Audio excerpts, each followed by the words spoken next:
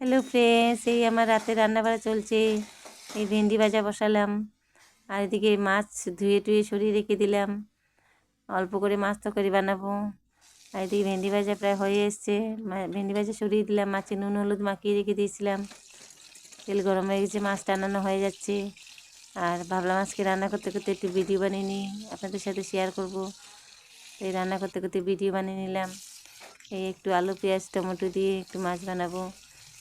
দুজন খাবো, আমার মা আর আমি খাবো। আর আমার মেয়ে মাছ টাছ খায় না, ও শুধু ভেন্ডি ভাজা দিয়ে ভাত খাবে। কিছু করার নেই, ও মাছ মাংস ডিম কিছু খেতে চায় না। আমি কী করব রোজ রোজ? রাতে আর শাক ডাল তো আর খাওয়া যায় না। ও শাক শাক ডাল খুব ভালোবাসে। শাক ডাল খেতে তো দিনে খেতে হয়। দুপুরের একটু ডাল আছে, এই ডাল দিয়ে ভেন্ডি ভাজা দিয়ে খেয়ে নেবে, কিছু করার নেই।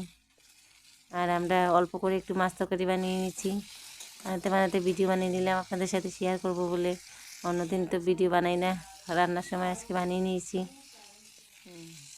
আর এই যে দেখেন, নুন হলুদ মশলা টশলা দিয়ে দিলাম। আলুটা ভাজা হয়ে গেছে, এখন একটু ঝোল দিয়ে দেবো।